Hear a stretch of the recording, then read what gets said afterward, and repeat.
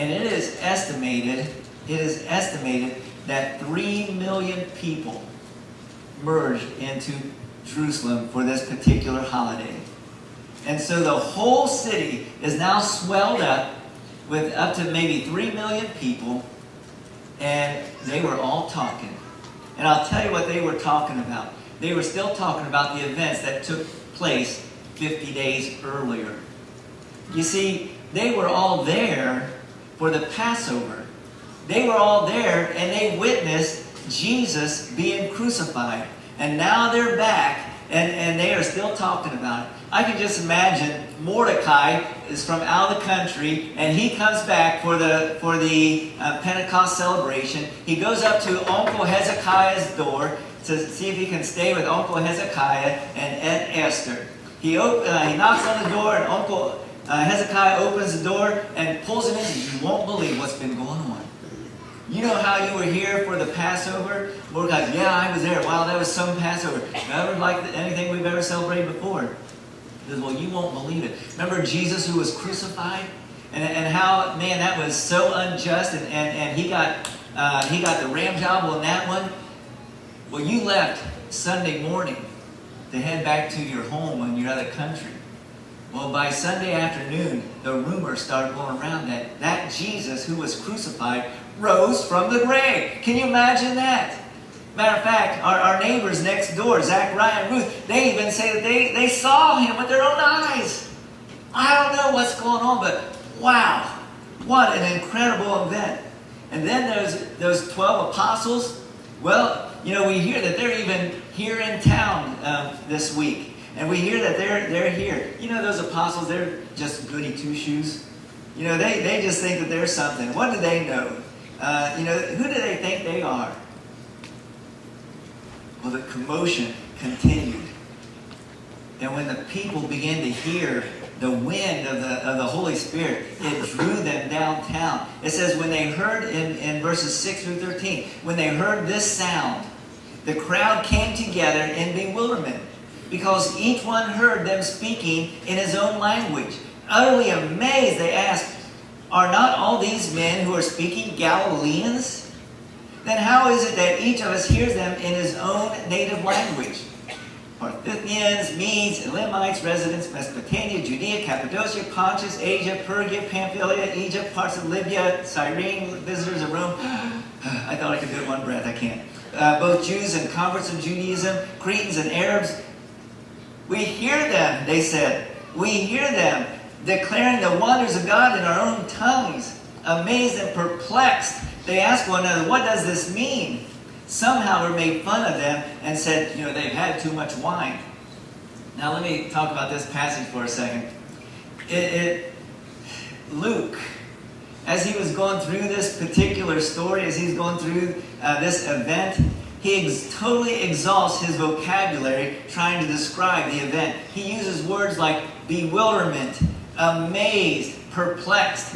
The whole atmosphere, the whole attitude of what was taking place, like, wow, we've never seen anything like this. And then Luke tells us what the purpose of the tongues were. People were able to hear the message of Jesus Christ. You know, from different languages and different places of the world, they were able to hear it in their own words, in the words that they could understand. You see, God was very practical in doing this. And the people showed up by the thousands. They showed up. You know, this was actually like grocery line tabloids. You know, the gossip magazines. "Come see a drunk apostles." Oh, boy, that just calls everybody to want to come downtown. I can just hear it, you know, "Pack your bags, Esther, we're headed downtown. Let's go see ourselves a drunk apostle." They wanted to see what was going on. Peter then shows the people, you know what, we are not drunk.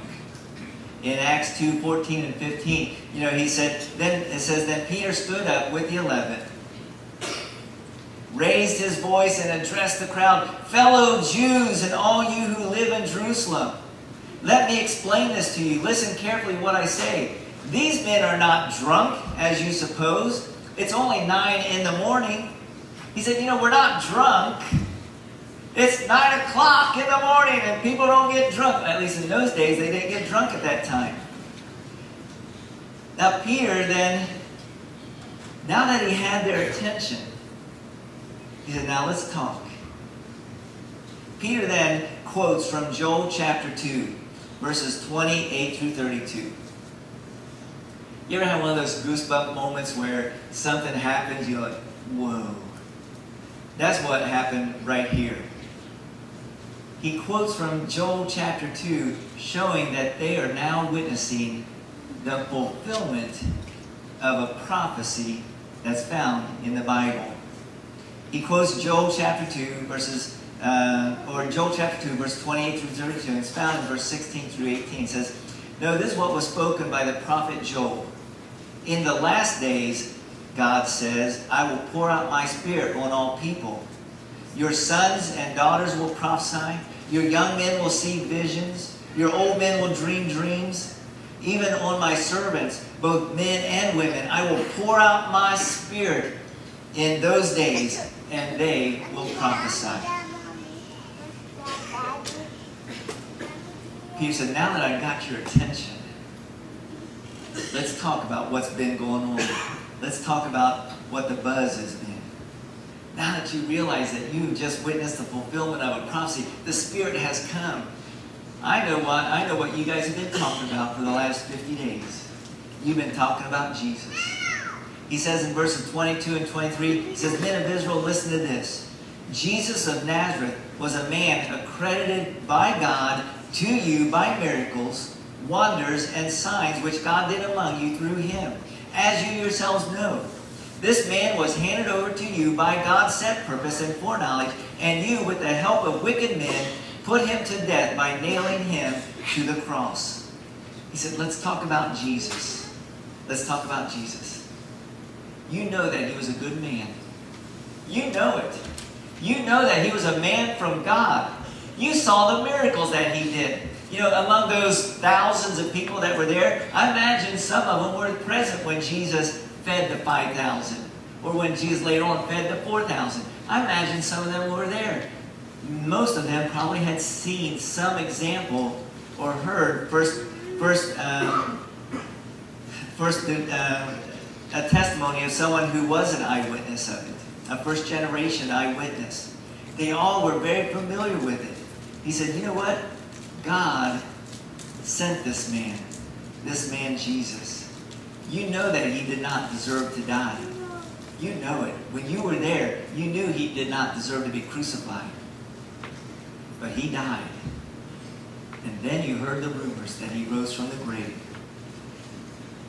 I know you've been talking about it.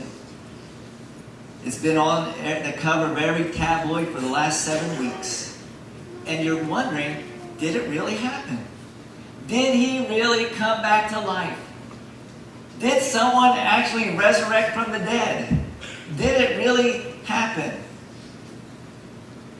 In Acts 2:24, Peter says this, God raised him. God did raise him from the dead, freeing him from the agony of death, because it was impossible for death to keep its hold on him. He said it did happen. Then to prove it, Peter then quotes Psalms 16, verses 8 through 11. He says, David said about him, I saw the Lord always before me, because he is at my right hand, and I will not be shaken. Therefore, my heart is glad and my tongue rejoices. My body also will live in hope, because, this is what David said, because you will not abandon me to the grave, nor will you let your Holy One see decay. You have made known to me the paths of life, and you will fill me with joy in your presence. Peter said, this is what King David wrote 1,000 years ago. You did not leave me abandoned in the grave. You did not let my body see decay. He said, was David talking about himself or about one of his descendants? Look at his answer. He said, brothers, I can tell you confidently that the patriarch David died and was buried, and his tomb is here to this day.